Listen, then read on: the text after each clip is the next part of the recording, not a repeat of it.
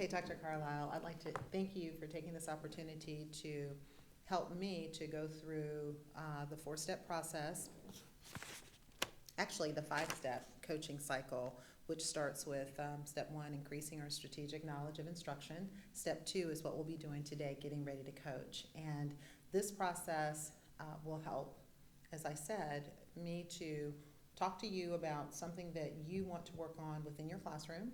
I'm going to ask you a series of questions, and then I will come in and actually observe based on what we've discussed. I'll collect some data, we'll have conversation about that data, and then move on to next steps.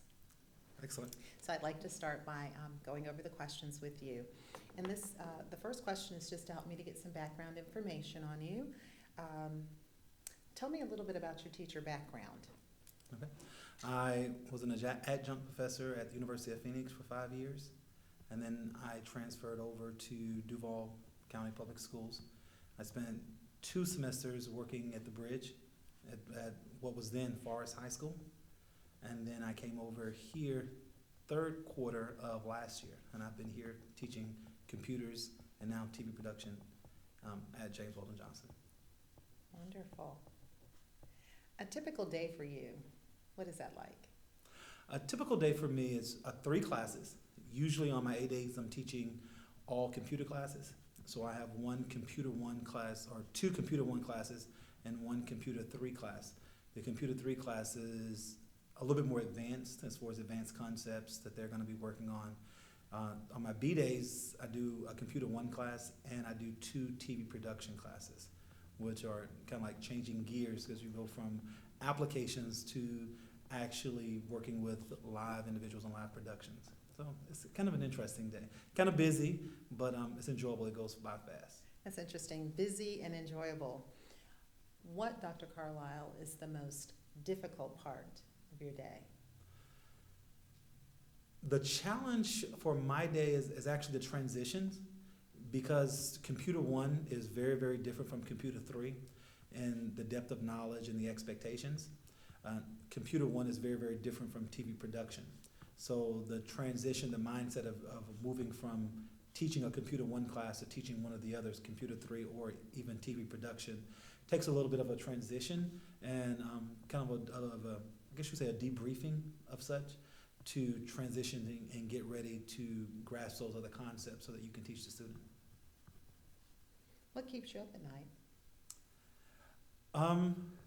Trying to ensure that I make sure that the students get all of the information that's in the curriculum that they're supposed to go based on the CGA. So I spend a lot of time looking at what those requirements are, trying to create assignments that are entertaining, that are interesting, that are memorable, and that will fit the parameters of what the CGA requires. Creating an assignment that fits the parameters. Is there a curriculum guide with any type of directives, recommendations? I know it aligns with the standards, but is it mapped out?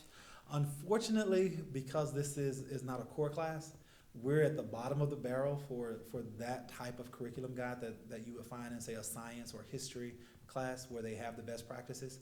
What we have are the standards. And so our job is to go in and create ideas of assignments based on the standards.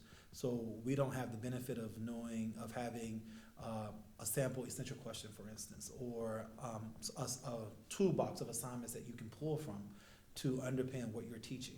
So for us, we have the standard, and it's our job to actually go in and create a toolbox of essential questions or assignments that will underpin what that standard entails. One of the benefits is once you get to know other teachers at other schools, then you guys can share toolboxes and share assignments, so it makes that job a little bit easier, but we don't have that guide that other teachers may have. Let's talk a little bit, Dr. Carlisle, about your goals. What are 1 or maybe 2 things that you would like to work on or change? Within the classroom setting, 1 of 2 things that I would like to work on.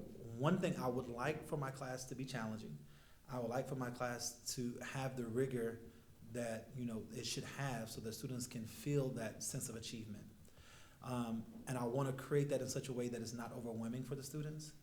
because one of the problems that we can have is as we create that environment, then students will, instead of feeling a sense of achievement, feel a sense of failure. And that becomes counterproductive to what we're trying to accomplish within the classroom. So creating that balance where they have the rigor that will cause them to want to think outside of the box, and to hone those skills that they need in order to be successful in the world. At the same time, creating an environment where they feel that they have accomplished something, that they can complete the work, complete the task. That's the balance that I really want to have in the class. And so that's one of my goals, is to find that point where we're at that equilibrium. And so that's what I'm looking for now. How much rigor can I add to the program and still allow the students to feel that sense of achievement and purpose? One of the other goals I want to have, as far as for me professionally, is how can I change my pedagogy such that I can be a universal teacher and not just limited to one subject area, but I can go out and I can actually teach teachers or train trainers. So my long-term goal is to actually expand the scope of what I do, not beyond the classroom, but to help other teachers as well. Good. So that would kind of incorporate your personal goal. Correct. So you've talked about a classroom goal, a personal goal with regards to your professional development. In terms of any prior observations, are there any areas that kind of stuck out, different areas that you may want to work on or improve in? The transitioning, so within my class, we have several activities that we work on each day. And the transitioning from one activity to the next activity would be an area that I would want to strengthen, so that as the students transition, there's a clear demarcation that this activity has concluded and now we're on the next activity, and to do that in a clean and orderly fashion. Then let us consider that an area that we'll look at, because you've identified a focus and you've mentioned that transition component twice. You've got the transition, your mindset transition from course to course, as well as within the classroom confines or classroom context where the students are transitioning from one activity to the next, especially within a 90-minute period, and I know that there's quite a bit that you have to get in. If we are looking at that classroom transition piece, because that's a little bit more isolated than, and we'll work in the future on how we can create ways to de-stress or allow you that debriefing, that decompression to prepare from course to course.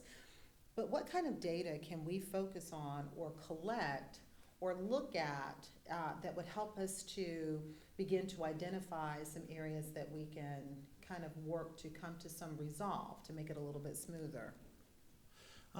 Based on prior research, the transition time, the amount of time that it takes for the students to have that clear break that this activity has concluded and the next activity begins, would be something that we could use as a collection point to see if we can decrease that amount of time. So as you said, we're in a 90-minute class and we have a lot that we have to get into, and taking 3 minutes to transition from one activity to the next activity is not an acceptable time frame. 60 seconds may be an ideal goal for transition time, and I think that's something that we can measure and see how that changes.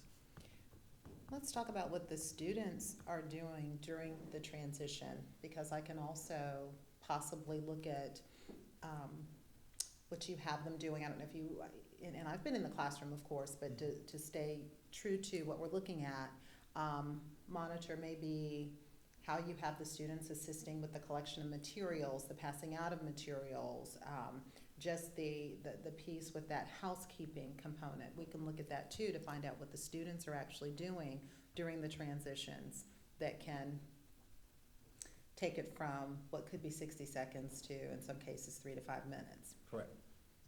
I agree. Would you agree with that? Yes. So that will give me 2 different data points to look at, and I'll come into the classroom and I will stay the entire time.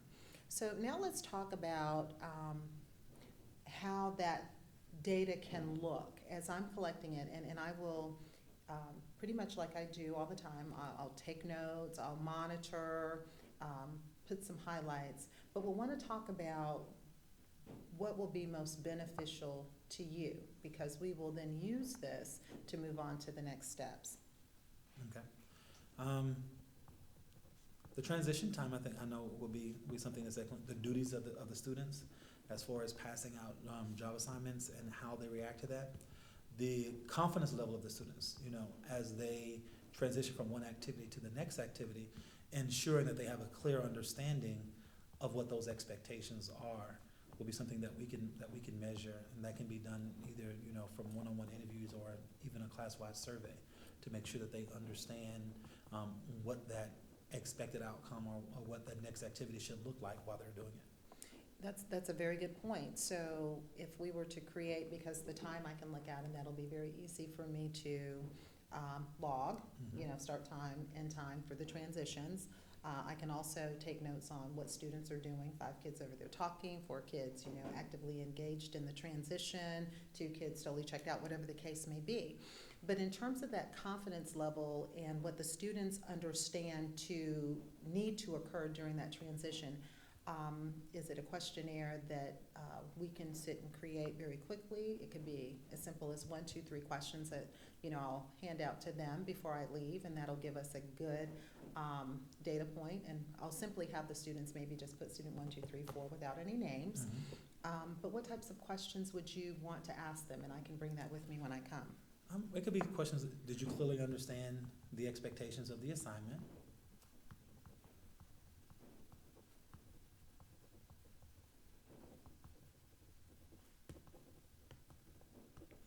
Did you feel that your work was completed once the allotted time had concluded?